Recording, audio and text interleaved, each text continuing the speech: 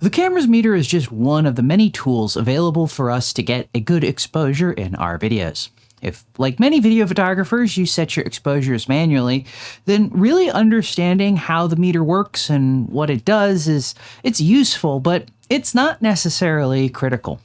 However, if you're trying to use the auto exposure capabilities on your camera, then understanding what the meter is doing does become critical.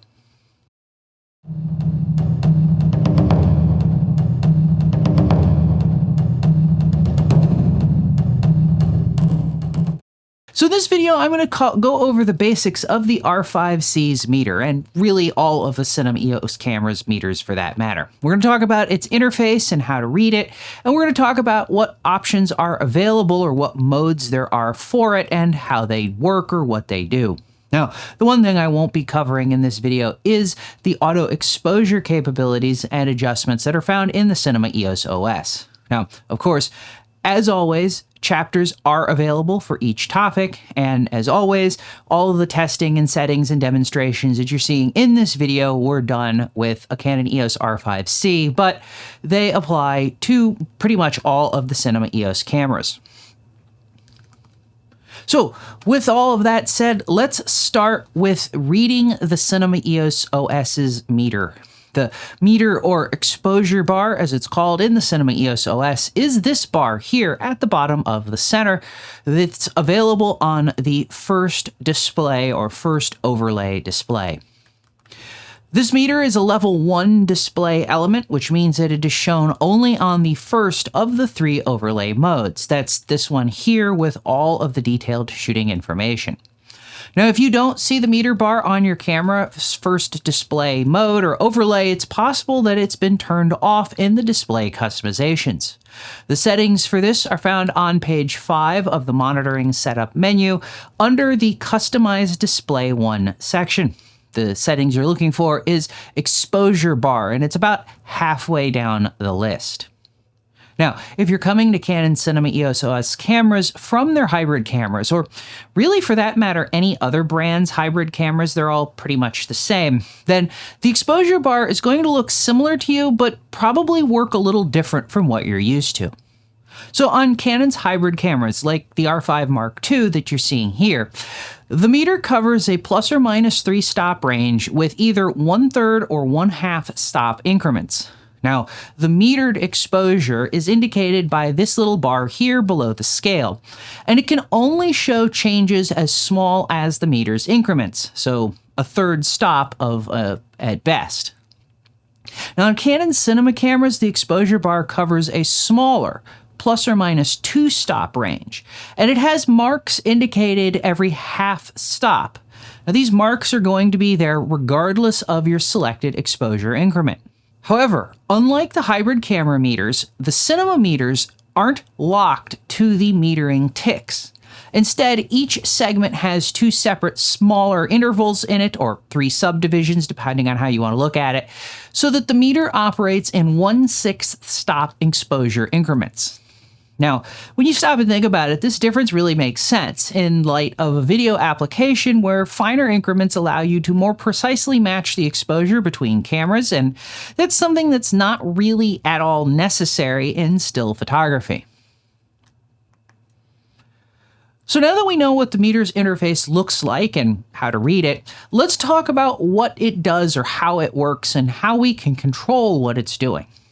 Now, like any other camera's meter, the meter on the R5C or any of the cinema cameras assumes an 18% average reflectance. I verified this a couple of different ways in my testing.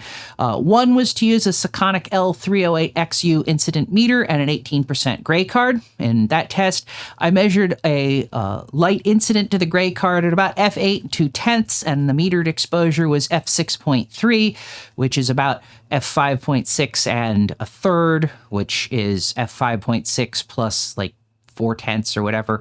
In any event, the 6 to 10/10 error that comes up is in line with the light losses that I would expect from an RF24 to 105 f2.8 LZ lens. It's not marked in T-stops, it's calibrated for f-stops, and so you're not going to have a transmission factor. Now, the second thing I did, which is a more accurate approach in my opinion, was to center the meter up on that gray card and then record a short clip in Canon's log3 gamma curve. Now, Canon defines that in log3, 18% reflectance should have a 10-bit value of 351. And in extracting some frames and then averaging a central 51 by 51 pixel area, I measured an average luminance of about 350, which is close enough to 351 that the meter is definitely looking at what I consider an 18% target.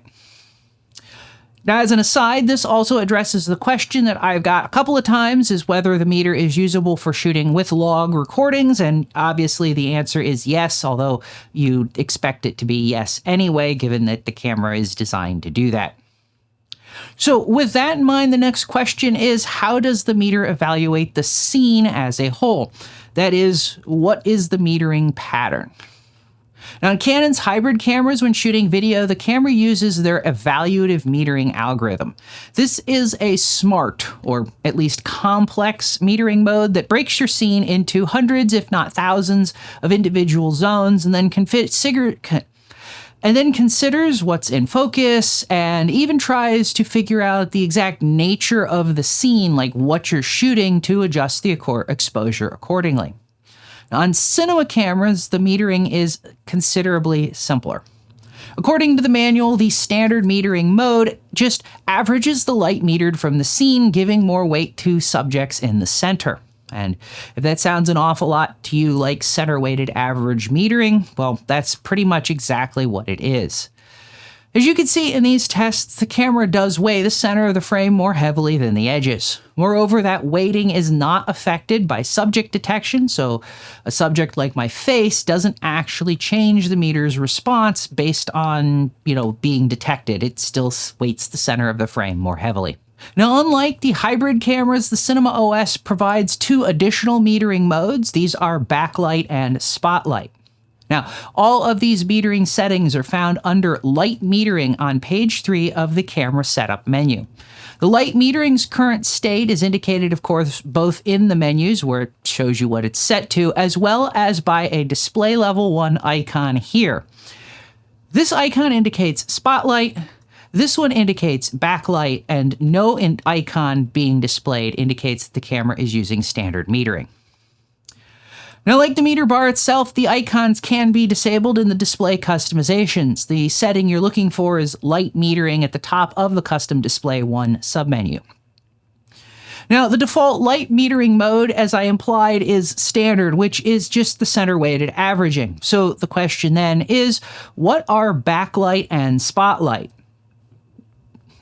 Well, according to the manual, backlight is suitable when recording backlit scenes, and similarly, the manual says for spotlight, use this option when recording a scene in which only a certain part of the picture is lit. For example, when the subject is lit by a spotlight. So put simply, backlight and spotlight cause the cameras to use slightly different algorithms than center-weighted averaging. Now, unfortunately, the exact details of this are not exactly clear. For spotlight, the effect seems to be that bright areas are weighted more heavily than dark areas, and of course for backlight it works similarly to spotlight, but inverted, weighting the dark areas more heavily than the bright areas. Now, I should note that in the case of both back and spotlight modes, there's still maybe some center-weighted biasing going on, and in fact, I'm not entirely clear what the algorithm is. I have done a couple of tests on both of these modes, and I see a variance in the result from test to test. Sometimes there's nothing, sometimes, like the test shown here, there does show center-weighted biasing, but then, like I said, other tests show almost no biasing based on position. Now, with that said, none of the light metering modes appear to use the autofocus or subject detection system for weighting information at all. Even spotlight and backlight only appear to care about the brightness levels of the parts of the scene. So, with all that in mind, let's wrap this up briefly by talking about what settings make sense to use. Now, my experience on this is that it is best to set the light metering setting to match the type of scene that you are shooting.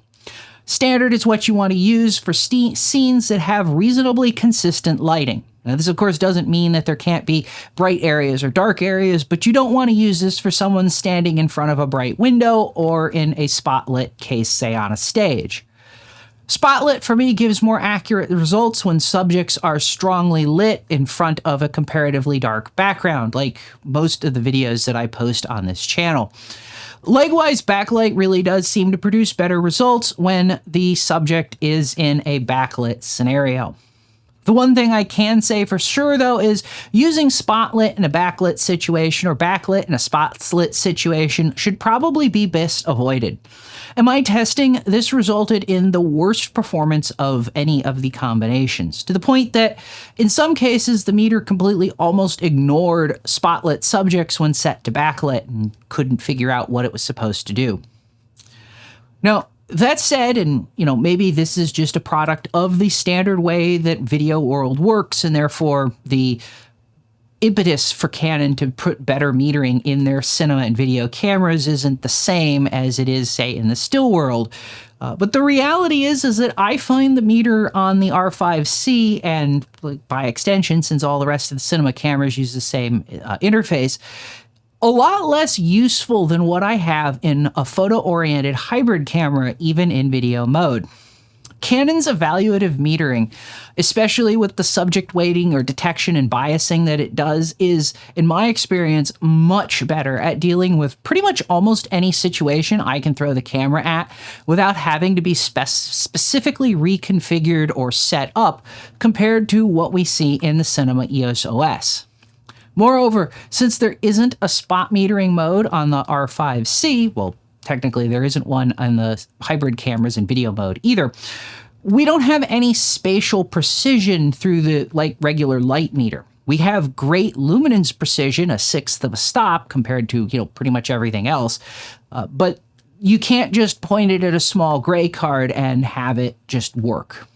So, given all of this, I guess it's really no wonder why people who work in the video world tend to not use, at least in my experience, the camera's meter for most of this kind of stuff. Instead, they prefer to use handheld meters, waveforms, zebra stripes, or false color rendering on a monitor instead.